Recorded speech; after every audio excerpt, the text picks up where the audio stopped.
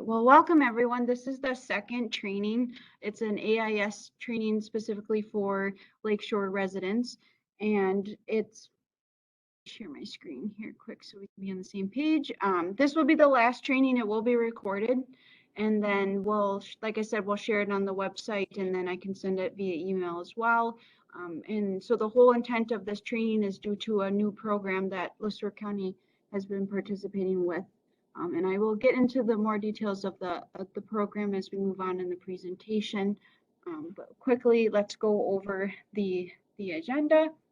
So we'll go over some training objectives, and then Adam and April from Minnesota DNR will have a presentation. It's mostly touches on best management practices and decontamination of water-related equipment, and then also they touch base on AIS laws and regulations. After that, we'll go over more in depth about Le Sueur County's community-based social marketing program. Just going to give some background, and then there's a handout that I wanted to show, and then a video that was developed, and then we'll have some time for questions. And if during the presentation you have questions, also feel free to chime in. We're a pretty small group, so I don't think it's gonna take into too much time. So the training objectives for today is to inform and educate Lakeshore residents about aquatic invasive species laws and best management practices. And the focus of this training specifically is cleaning and allowing your water-related equipment like your docks, lifts, and rafts to dry for at least 21 days before moving it to a different body of water. So that's the focus. There's definitely a variety of different topics that we could go into, but this is the main focus of today and was the main focus of the program that the county was awarded funds. So with that, I'm going to stop sharing my screen, and then Adam and April, whenever you're ready, feel free to take it away. Sure, thanks, Holly. I will be doing a short presentation. I think Holly summarized it pretty well. And then April is here to help answer any questions or anything, make sure I'm accurate with all of my info. So I am Adam Dahl. I coordinate the watercraft inspection program for the Minnesota DNR. So that's my main focus here. And I certainly work with a variety of the laws and all things inspection related. And April, do you want to give a quick intro? Sure. I currently oversee the Lake Service Provider permitting and training program. So those are the businesses that you might hire to install or remove water-related equipment, like a dock and lift company or a marina or a resort. And so I, like Adam, also have a lot of different varied experience with parts of the law and just some practical experience of working with a lot of these businesses to get them trained and following the best practices in the law. So thanks.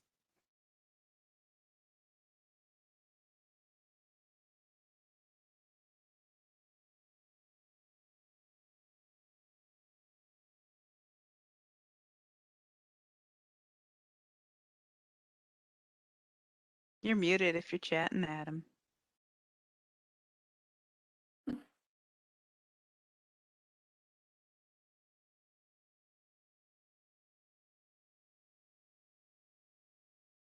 Whatever, there we go. I couldn't find my mute button when I was sharing, so I guess I will attempt this again.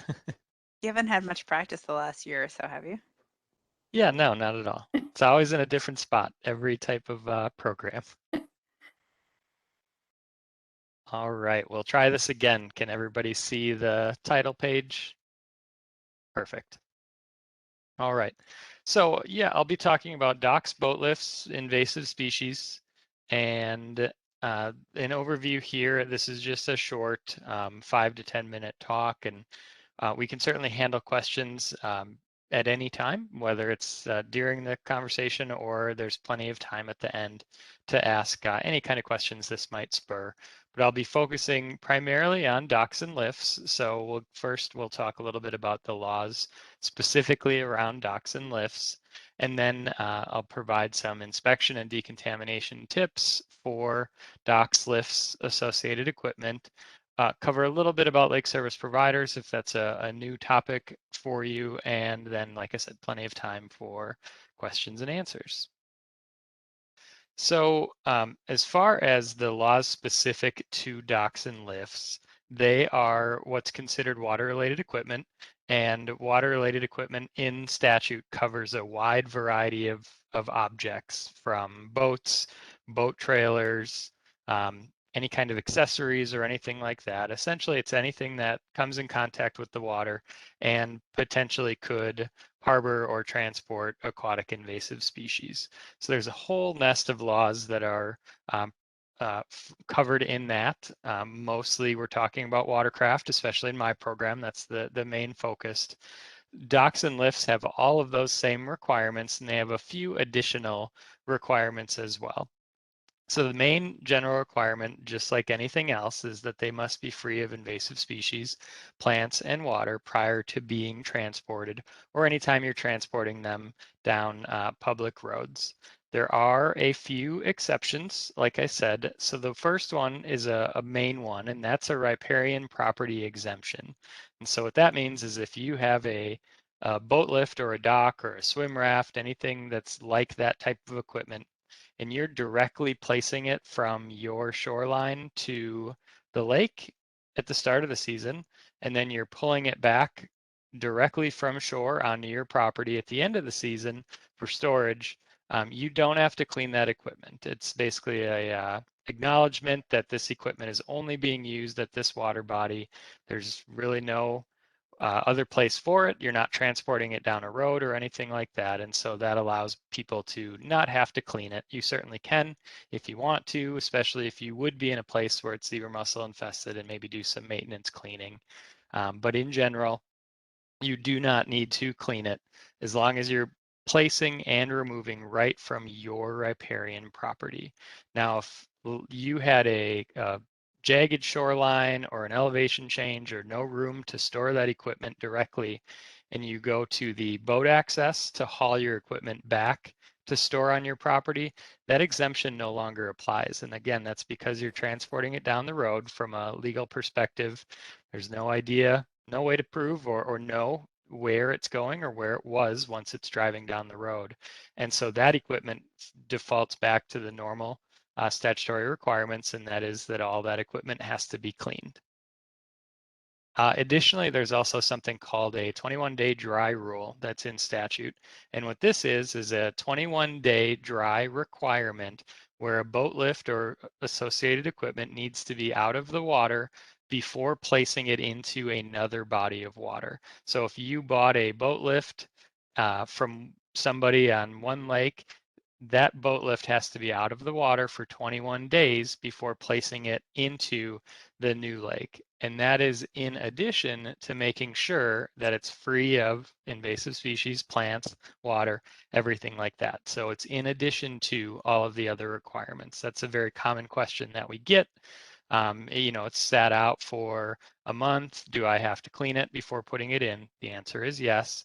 On the flip side, the other common question we might get is, if we use hot water or we decontaminate the equipment, is there any way to speed up that 21-day dry requirement? And the answer to that is no. Regardless of what you do, if you're taking equipment from one lake and placing it in another, it does need to be out for 21 days. The reason 21 days was chosen, that is backed up in literature, mostly regarding zebra mussels and the ability for adult mussels to live for extended periods out of water. So it's a little bit of a buffer there. We'll show some photos on some future slides, but a lot of these areas are hard to inspect. Some of them are impossible to inspect and to clean. And so really the only way to fully ensure that everything is dead is to keep it out of the water for an extended period of time. So if you are in the market of either selling a boat lift or buying a boat lift, there is no requirement on who keeps it out for 21 days. What I would always sort of stress there is, if you're buying it and you're placing it into a new lake, do your due diligence to ensure that it's out for 21 days. I know of some people that have bought it and regardless, they keep it out for an extra 21 days. A great time to do this is the off season or the fall. It's a lot easier than you can let it sit all winter long versus trying to buy one in June or July and trying to get into the water as fast as possible. The other just caveat here is there is a general permit for transporting these things. So if you are hauling it on the road and you do need to clean it, there are general permits to transport this equipment that's available for download from the Minnesota DNR website. It's just a simple print and fill out permit that gives you the ability to haul this equipment from point A to point B to clean it there. So if you're hauling it out at an access and it's covered with zebra mussels, the expectation is not that you have to clean it right at the access. That can take quite a bit of time. You can go to the website, download that, and then you just keep that with you while you're moving it from one place to the next. And I don't have the link up on the page or anything like that, but April, if you want to put it in the chat, that's a great way to get it. So as far as inspection goes, here's a couple of common photos of a boat lift or a dock. And that photo on the right really highlights what I was talking about by them being difficult to inspect and clean. So a lot of these square pipes or circular pipes on the equipment, they're hollow and they have tiny holes in it that allow water to fill them up when they're in the lake. These are dark, shady environments. They're environments that mussels tend to do pretty well in. And so a boat lift that's in the water that's fully colonized, like the one photo on the left of the foot, there's more than likely adult mussels on the inside as well. And those would have moved into the inner tubes as veligers, which are very, very small, and they're floating in the water. And they just happen to settle out inside of those tubes, and then for the entire life of that mussel, they would be trapped inside of those pipes. But a lot of these pipes are sealed on both ends with small holes, and we can try to flush water in there. But again, as a decon perspective, it's really, really difficult, especially to ensure that we're getting a good kill on everything that's in there. And so that's just the reason for the 21-day dry time. When you're inspecting it, flashlights are great. Certainly doing it in the middle of the day is a good idea, but I would still encourage you, if you have a flashlight, to use that, especially around any of the hinges or any of the areas that just sit in the water. Make sure that you're checking thoroughly everywhere and you're brushing those off. As far as tools to remove things, nylon brushes work pretty well. You can also let the equipment, especially if you're on riparian property or you used that transport permit that April said, you don't necessarily have to clean it that same day. So if you printed out the form, you brought it back to your property, you could let it sit for a little while and let everything die and let everything dry out, and then go at it with a hose and brushes, scrapers, things of that nature. The nice thing about boat lifts and docks is they're not as delicate as watercraft, I guess, so you can use a little heavier pressure. You're not certainly really worried about scratching or removing decals on bare steel pipes that are in the water. So a little elbow grease sometimes is needed to remove everything. Decontamination is an option always as well.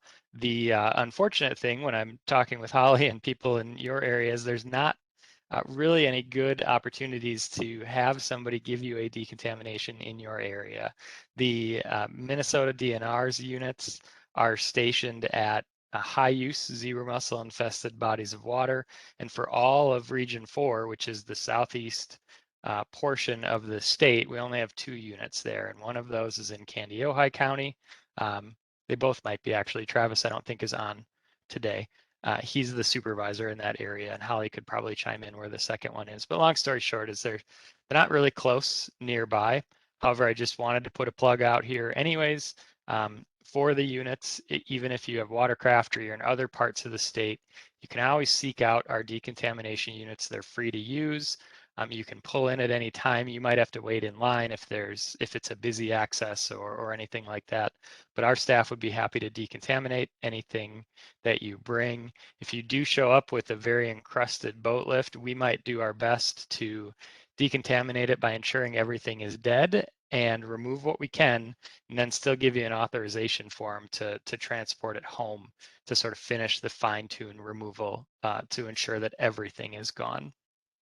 We do have a website, and actually we have a QR code now too, which we just got this morning. So I didn't have time to update it onto this page, but there is a Courtesy Decon website. It lists a portion of the decon units throughout the state of Minnesota, and all these little points on there would have been different locations for different days. So we schedule out usually 2 weeks in advance and place units there.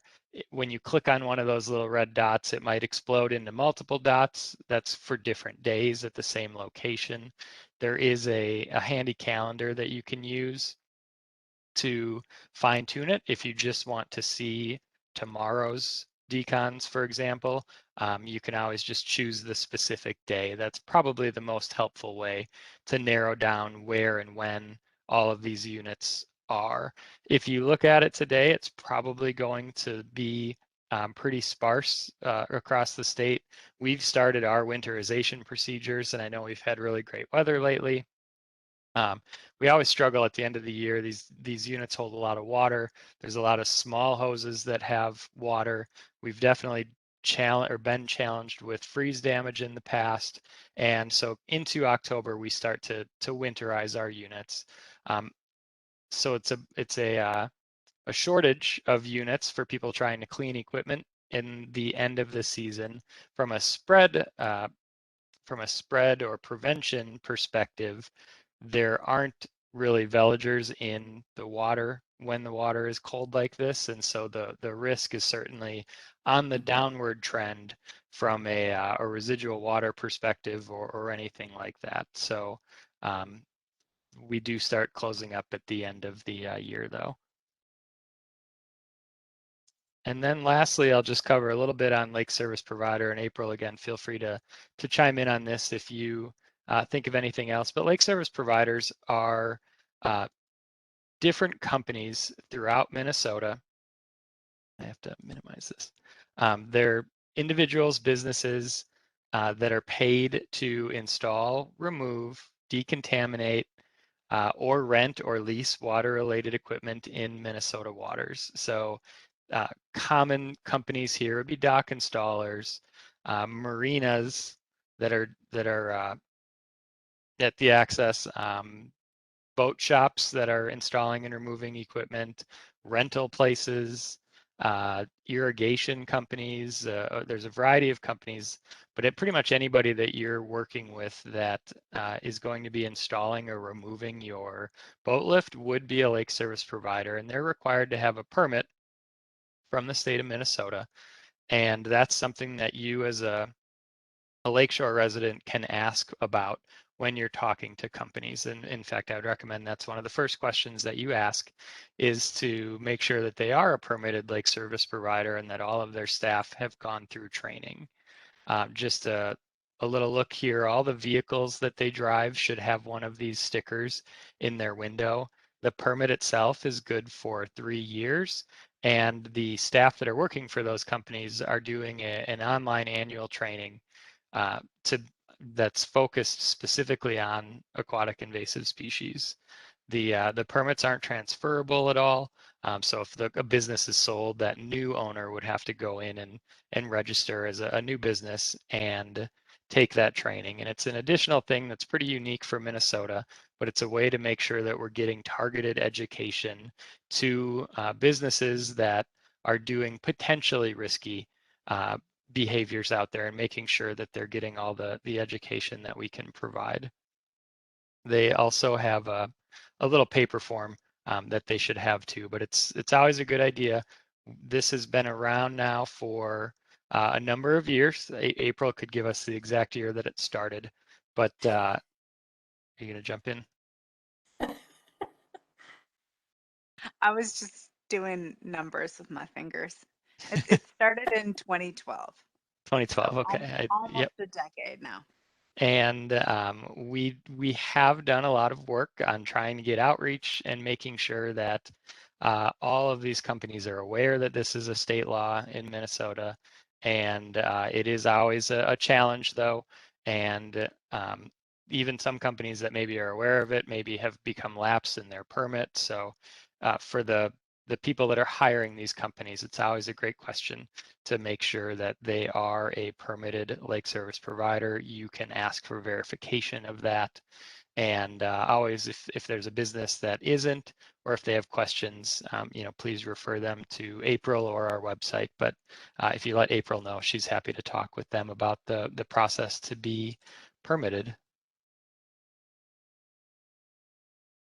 And that is a quick little 15-minute talk about all things boat lifts and inspection. Does anybody have questions at all? I do. Can you hear me? Yes, I can. Okay, so dealers who sell lifts, used lifts and docks, they're aware of the 21-day rule in theory. Yes. And so you can ask how long they've had that available. Yeah, you can certainly ask if they have any documentation or anything like that. It's one of the laws that really is sort of on the honor system. It is required, but there is no official mechanism to track all of the equipment. It's not registered equipment. It's really difficult to make sure that it's all Sure. being tracked. There are, Otter Tail County actually is the example I usually use for the 21-day dry time. They have a project that they try to encourage the residents to register their equipment with the county. And then they're and I forget all the details. April, you might be able to do better on that, but they're basically trying to get all the equipment registered so they have a little bit of a database and keep that 21-day dry time at the front of everybody's minds. But yeah, you can certainly ask the company how long it's been out. And a lot of companies, back when we would do in-person training, and now a lot of it's online, but when I had that conversation with companies during training, you could tell really quickly, especially just a lot of businesses already have an intake form that they just use to track equipment coming in or out of their shop. And so for years now, we've encouraged companies as just a simple practice to use a Sharpie on the dock post or something like that, and then jot it down on whatever their intake form is, like day out of water, boom, and what's the date for, even if they're not the ones that transport it and have liability past that point. It's just good practice. And so a lot of shops do that. I'm not saying, well, yeah, it's a best practices thing though, so it's not perfect. And I have noticed over the years that there still is confusion with between 5 days as recommended for watercraft as a dry time. That's like your best practice. If you know say you're coming out of a lake with zebra mussels and a few days later you want to go to a lake that's not infested and you do the hot water, the full decon, everything's great. It's still a best practice, but not required by law to also, keep it out for 5 days as an insurance. So that, I think, our watercraft inspection program did a really great job of getting the word out on that. And so sometimes that throws people because they think the 21 days, like they're both the law or one's the law or which equipment is it for. So some of it is nuanced, I think, so there's a little confusion around it at times, but it's quite simple from the standpoint. It just has to sit out for 21 days and it's a great insurance policy. So. Hey guys, it's Jill. I have a question. Can you hear me? Yes. So my question is about ice fishing. And I know that you mentioned earlier that the colder water is not probably as much of a concern, but it seems to me like there aren't any regulations, and maybe there doesn't need to be, but my question is does there need to be any regulations on the movement of equipment around ice fishing? Because there certainly seems to be, you know, guys are going and that, you know, it's not hot today on this lake, so I'm going to quick run over here. And, you know, they're in the water, so they might be sitting on top, but certainly that water is, you know, being accessed and part of that hut or whatever they're using. And even the augers and things like that. So just kind of wondering about ice fishing in general. So I can take a crack at that. There aren't any time limits or calendar restrictions on the AIS laws that are in statute other than for bait water. So any sort of equipment that's water related equipment would be, or it doesn't even have to be water related equipment. It's illegal to transport aquatic plants from one location to another. So you still wouldn't be able to do that regardless of if it was summer or winter.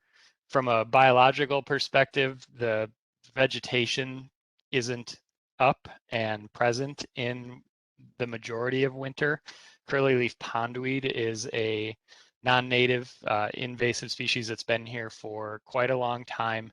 That starts to grow under the ice. It gets a very early start, and it's probably one of the first plants that you would see come ice out. So it all depends on how late ice out is. It could certainly be growing when people aren't fishing anymore out there. There could be some overlap. So I guess long story short, you still would be required to clean everything and you can't transport it. The bait water that we have to drain or that everybody's required to drain during summertime is specifically for zebra mussel veligers. And those are present in the waters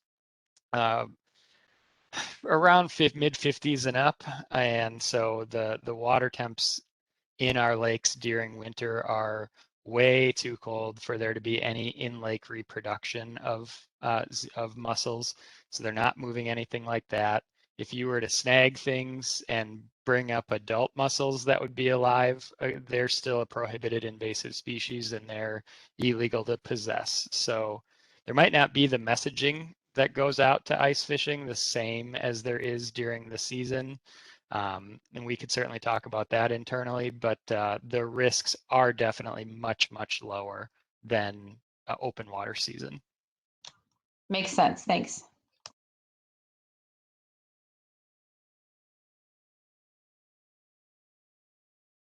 Any other questions? And I would say that with the small group nature that we have, if there's other questions that aren't necessarily about docks and lifts, we're here. We can take a crack at it. I'll just make a comment. Sure. I got 2 signs from Holly and I put one in the street, and because of the low water, I could put one on our shore. And I was surprised at the number of boats and pontoons that actually came in close to see what that sign said. So it's worthy to get them out and about where they can be visible.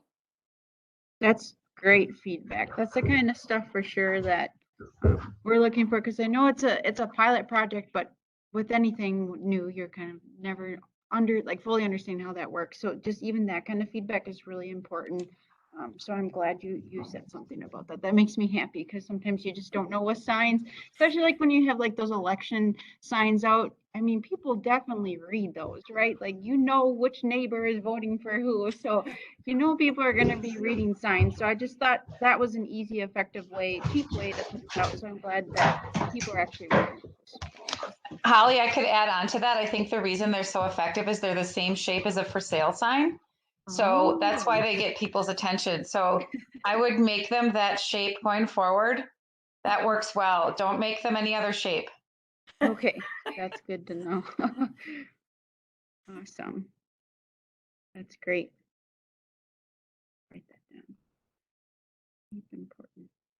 All good stuff. Awesome. That's good to hear.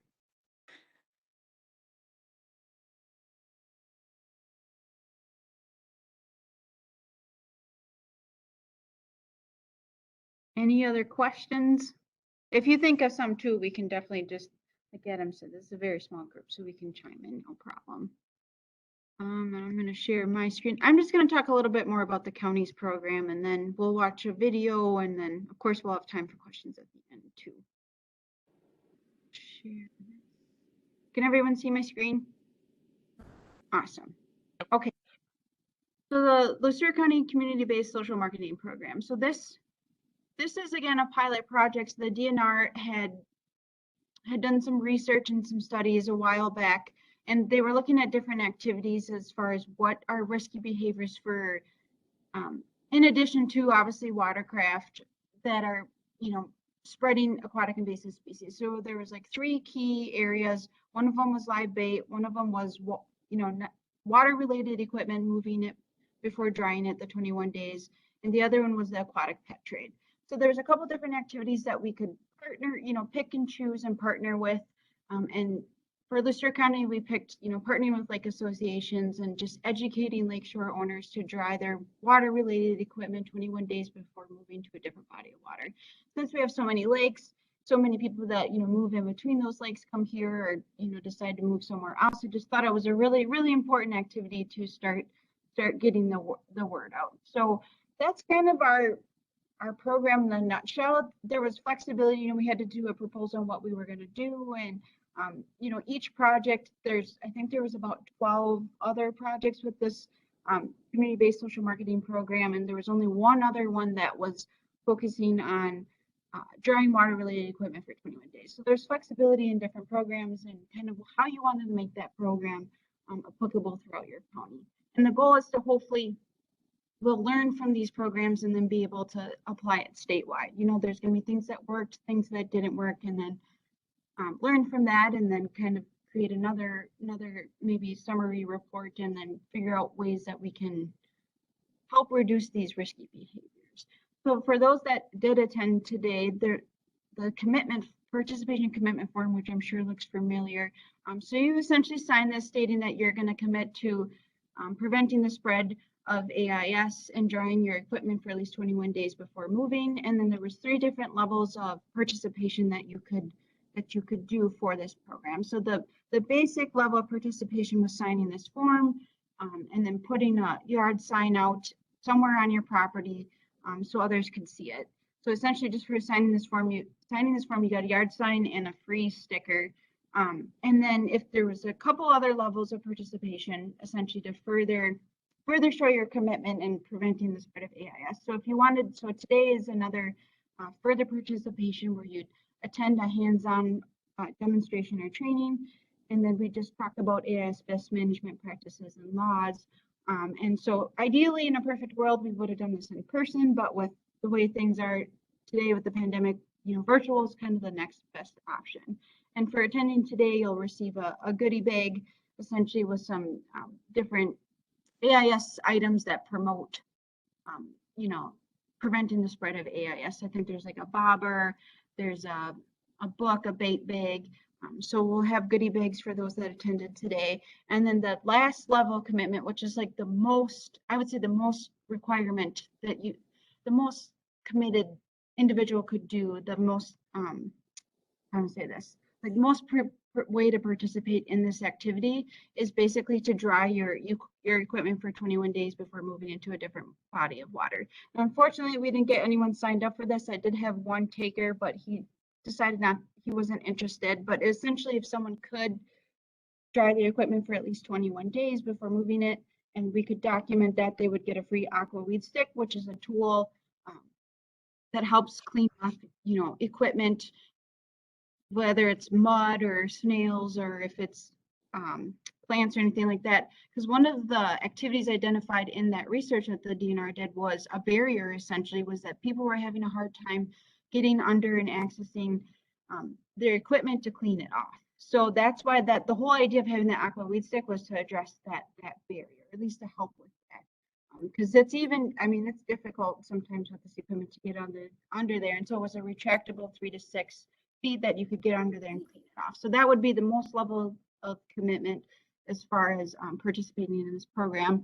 I did get 11 people interested from 7 different lakes. So it wasn't, the goal was 65 people from 13 different lakes, but at least we got, it's a new program. It's something, we at least have the word out, and that was the whole point, was to educate. So with that, there was a how-to handout, which I don't think I've sent out yet, but essentially one of the things we noticed when doing this research is there was a lot of gaps as far as education and knowledge as far as cleaning your equipment 21 days and letting it dry before moving it to a different body of water. I think the last handout I found was from Stearns County, and it was created in maybe like 2000, 2005. So I didn't see a lot of good research and a lot of, I guess, educational resources out there. So how-to handout was created, and it just talks about the different steps in cleaning off your docks, lifts, rafts, and other water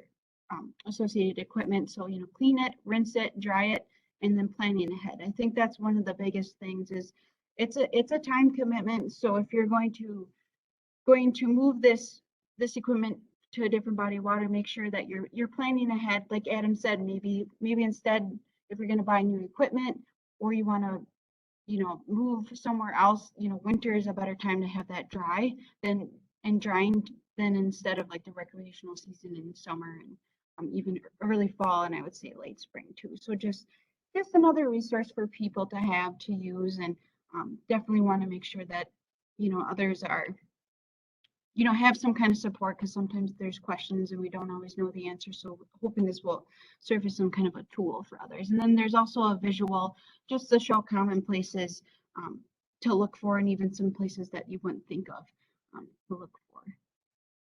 And then, so as part of that commitment, like I said, we weren't able to do a hands-on training.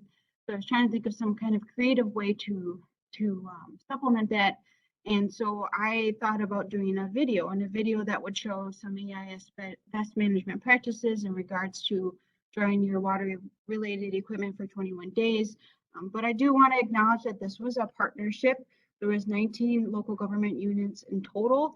Some of them were neighboring counties like Blue Earth and Nicollet, but we've also had, Cook County participated, Stearns County, Ramsey County. So basically what I did was I just asked which LGUs would be interested in providing support, whether it was financial contributions or if they wanted to look at a script or something, or provide feedback. And we developed a video. Again, it's to help addressing that gap that we have as far as resources out there for counties, for soil and water districts, for watershed districts, for the public. And the intent of this is to use it statewide. This was not a Lister County effort, but a statewide effort. So that was one of the parts of this additional training, is creating this video, and it was a good substitute and something wasn't expected, but turned out to be a really, really positive thing. And so I'm going to show that video here. I'm going to stop sharing my screen. Hopefully this works out. Cross your fingers. Think I have it all ready. If you can't hear it, just let me know. Otherwise, I'll just let the video keep playing here. Aquatic invasive species are plants and animals that are not native to Minnesota, but can take hold and spread across our waterways, causing harm to ecosystems, the economy, and even human health.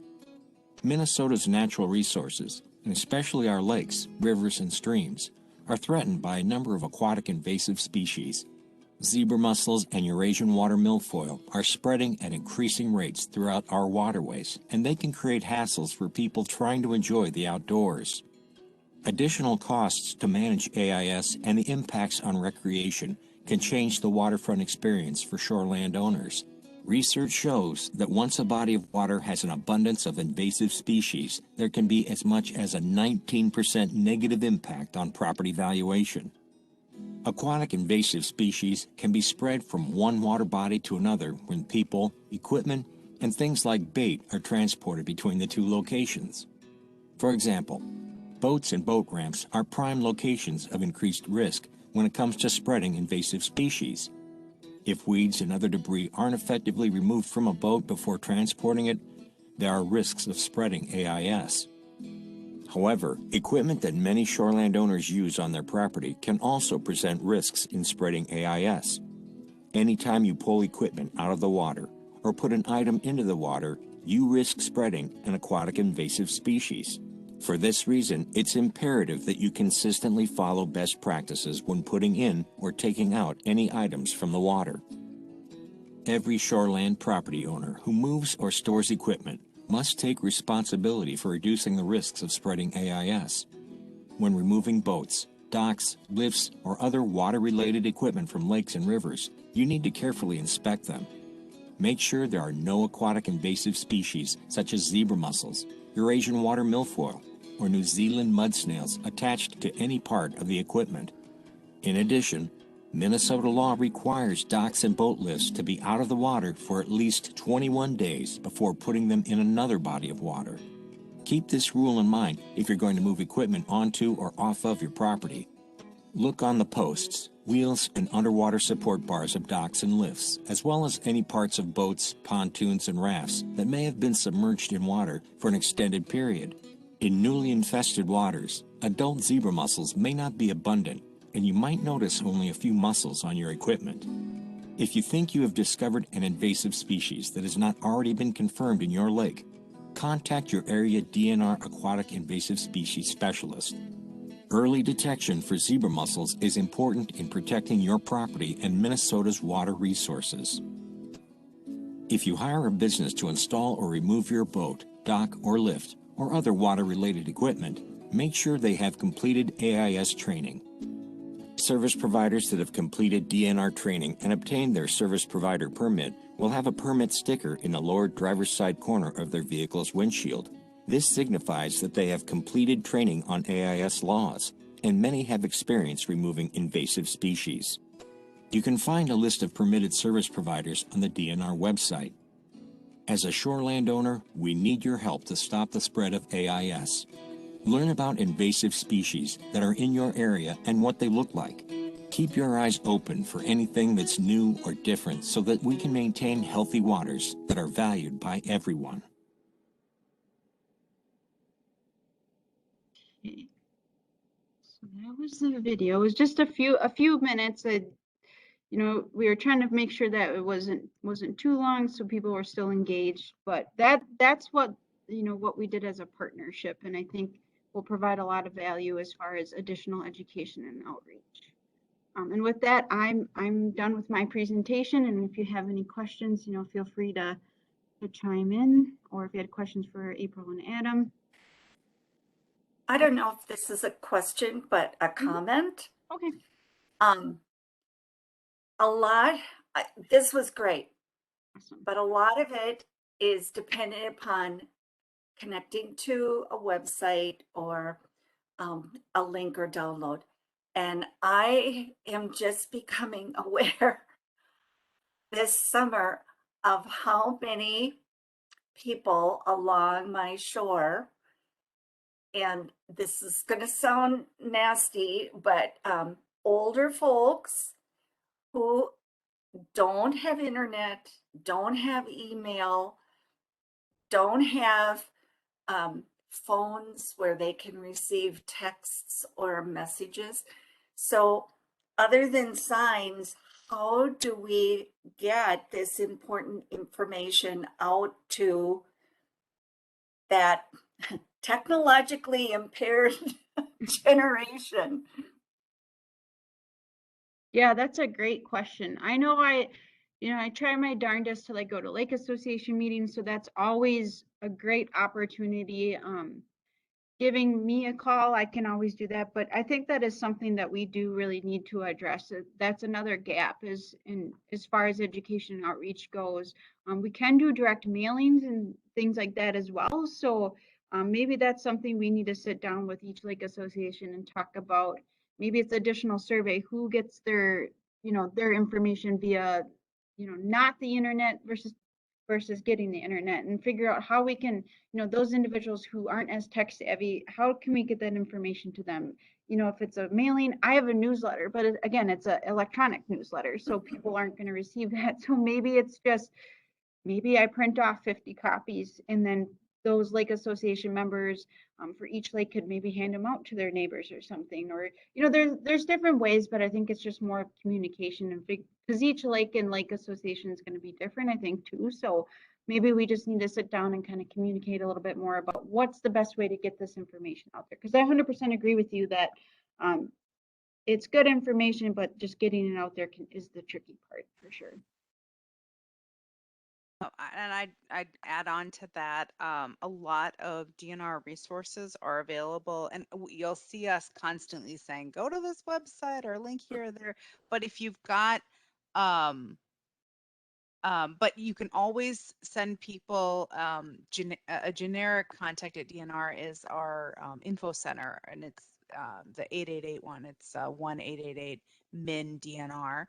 Okay. And because I would say with most things in aquatic invasive, that's a really nice start, because even if you don't, then you don't have to say, go to the website and find your aquatic invasive specialist. You could send them to that general number and say, hey, you need to get the name and number of the one of 8 specialists around the state. And once they've got that name and number and can write it down, that's a really good starting point. I work with a lot of folks that you just described. Not just some of the businesses that I support are folks that, you know, got in the business of working with docs not to sit in and stare at a computer. So I definitely do a lot of I think this is an important thing to do, or to consider. The other thing I wanted to mention, and it does come with a website recommendation, but for the folks that know and can get in there, we have a whole list, and it's just a paper printout. So you can call the DNR and have us mail it to you, or you can have one person for your lake association print it out or get copies, and it has a list of all the different outreach materials, the paper materials that we still print. And we're just in the process. Tina Walbers, who's oh yeah, that's the first time since she got married like a year or two ago that I slipped back into her last name. Tina Fitzgerald has a fantastic. She's right now our well, has been a aquatic invasive species planner that works with all of the county AIS folks and gets them support and a lot of things. But she also one of the things she's really good at is getting brochures updated and redone. And so she and I actually will be are working on that this fall for a couple of our more common things. So anyway, at the risk of rambling too long, reach out and call. I think that's the simplest way. And then once you've got one person that's got paper versions of things, we can get you what you need to get for that subset of your neighbors and your audience. Thank you. It's a good question.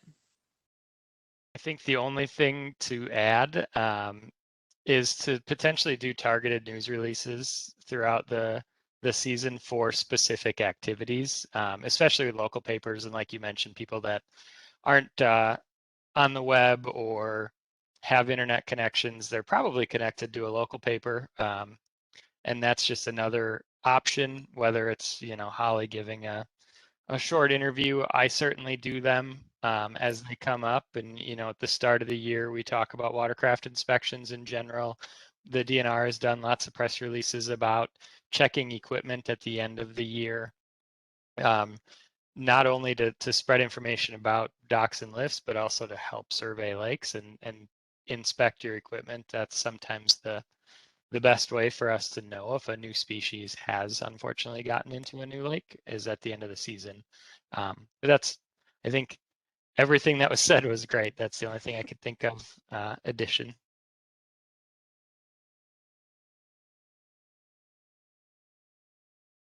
I did put in the chat on the side, I did put a link to our outreach materials.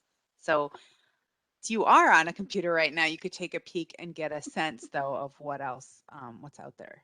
I know that my brother, I have 2 brothers, the 3 of us are help desk for our mom who is tries her best online, but needs a lot of support to navigate, and has a smartphone but doesn't text, and just all that hodgepodge of what am I supposed to be learning now that I'm in my 80s that I've never done before, and so anyway, but there's a link there, and I wanted to mention Adam, your suggestion was great. I would also recommend if you can go into common channels like local radio, if you've got a local radio station or public access sometimes. I mean, you'll know best with your neighbors who they chat with and what their best mechanisms of communication are.